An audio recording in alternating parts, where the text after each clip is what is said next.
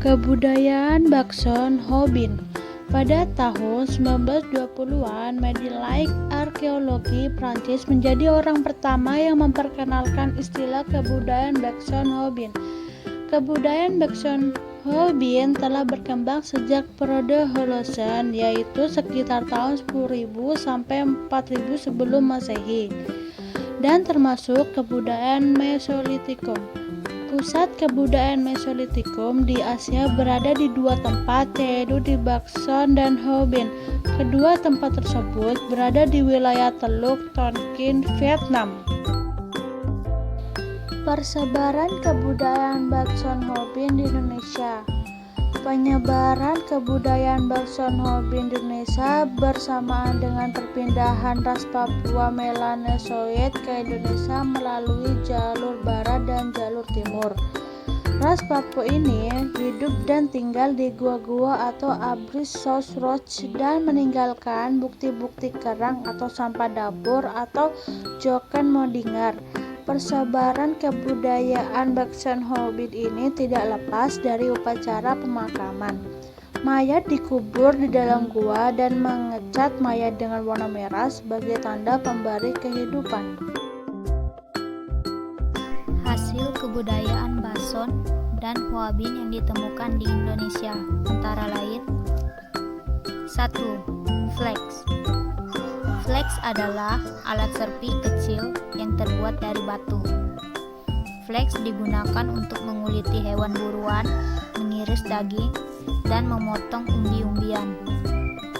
Flex tersebar di Indonesia seperti Sangiran, Pacitan, Gombong, Parigi, Jawa, Sumatera, Sulawesi, dan lain-lain.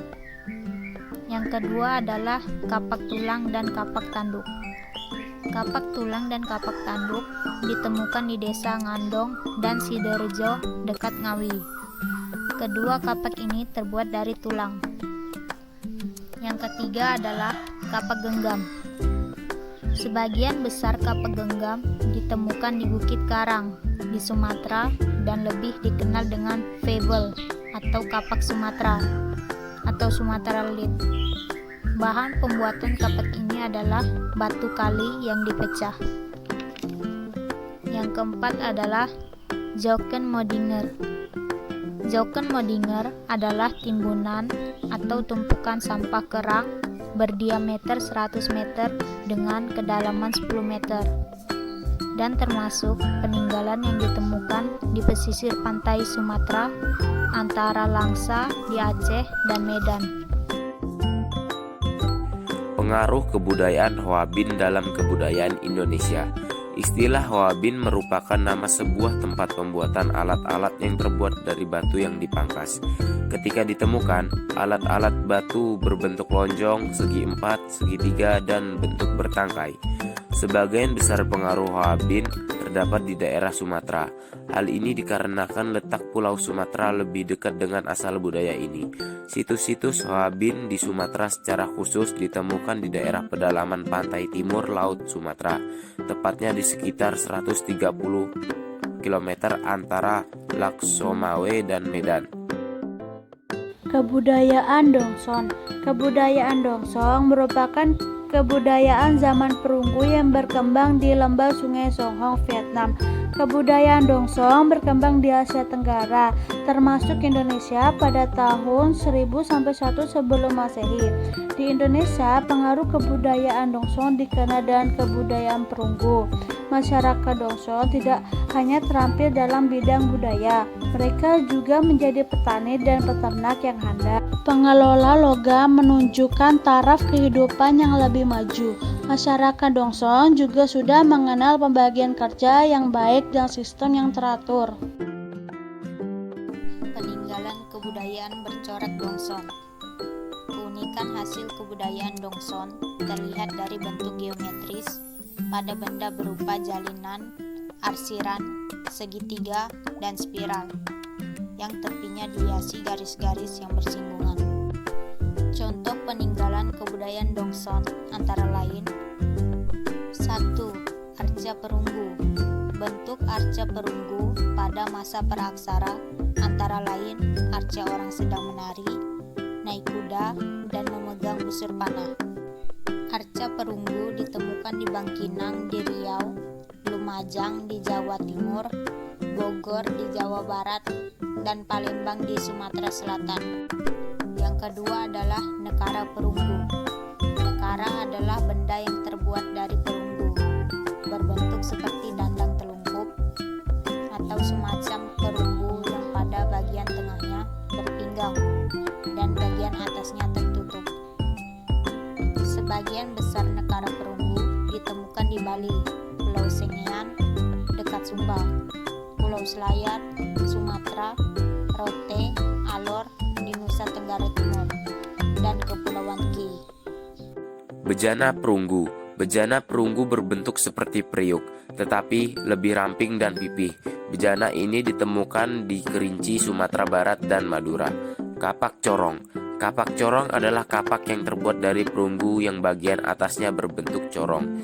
Kapak corong ditemukan di Sumatera Selatan, Jawa, Bali, Sulawesi Tengah, Sulawesi Selatan, Pulau Selayar, dan Danau Sentani atau Papua. Perhiasan perunggu.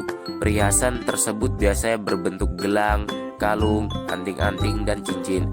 Barang peninggalan pada masa praaksara biasanya tidak diberi hiasan dan ukiran. Perhiasan perunggu ditemukan di Anyar atau Banten, Pelawang dekat Rembang, Jawa Tengah, Gilimanuk, Bali, dan Malelo, Sumba. Kebudayaan Sahyun. Vietnam Selatan merupakan wilayah perkembangan kebudayaan Sahyun. Sahyun merupakan kampung pesisir di selatan Danang, di antara Tuan Tuen dan detail Sungai Bong Nai, Vietnam. Kebudayaan Sahyun berkembang pada akhir kebudayaan logam atau sekitar tahun 100 sebelum Masehi.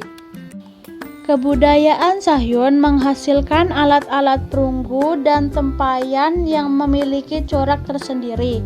Hasil kebudayaan Sahyun di Indonesia dapat diketahui dari penemuan kubur tempayan di Sulawesi. Bentuk tempayan kubur di Sulawesi memiliki kesamaan dengan tempayan kubur yang ditemukan di Sahyun. Kuburan tempayan digunakan untuk mengubur jenazah. Hasil kebudayaan Sahuin. Sebagian besar hasil kebudayaan Sahuin menggunakan bahan dasar berupa logam dan gerabah. Berikut ini hasil kebudayaan Sahuin antara lain. Yang pertama adalah linglingo, yaitu sejenis anting-anting, kas atau bandul kalung dengan kedua ujungnya berhias kepala hewan. Yang kedua adalah tempayan kubur. Tempayan kubur memiliki hiasan-hiasan garis dengan bidang yang diisi dengan teratapian kerang. Biasanya ditemukan di Sulawesi.